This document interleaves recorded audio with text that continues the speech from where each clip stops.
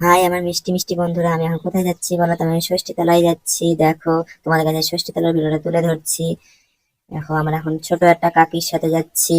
ছোট কাকির সাথে ষষ্ঠী তলায় দেখো, সবাই সাথে দেখা হয়ে গেল। কত আনন্দ হচ্ছে তা তোমাদের বলে বোঝাতে পারবো না। প্রায় ষষ্ঠী তলার কাছাকাছি পৌঁছে গেছি। ষষ্ঠী তলায় চলে এসেছি বন্ধুরা, কত আনন্দ। এসে দেখছি ঠাকুর মশাই নেই, কি করব। আগে একবার পুজো করে ঠাকুর মশাই চলে গেছে, এখন ওই পাড়ায় ঠাকুর মশাই পুজো করছে। এখন মাথায় আমাদের হাত পড়ে গেছে, কি করবো, একটা টেনশন। তারপরে কাকিমারা বলছে এখন ওই পাড়া ষষ্ঠী তলার কাছ থেকে ডেকে নিয়ে আসগা ঠাকুর মশাইকে। ষষ্ঠী তলা ঠাকুর মশাইকে ডাকতে চলে এসেছি। এটা বাজারে পুজো হচ্ছে, এখানে অনেক মানুষ আছে।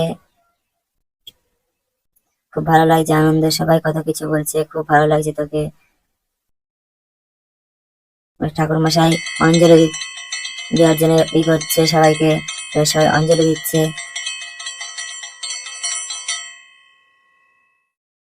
ঠাকুর মশাইকে নিয়ে আমরা চলে আসছি আমাদের পাড়ায়। কত সুন্দর ঠাকুর মশাই, প্রায় চলে এসেছি ঠাকুর মশাইকে নিয়ে।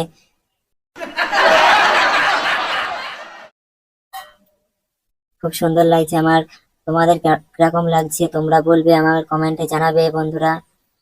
প্রায় চলে এসেছি, এটা দত্তবাড়ির কাছে। দেখো, আমাদের ষষ্ঠী তলায় চলে এসেছি। ঠাকুর মশাই এবারটা আমাদের এখানে পুজোর ব্যবস্থা করছে।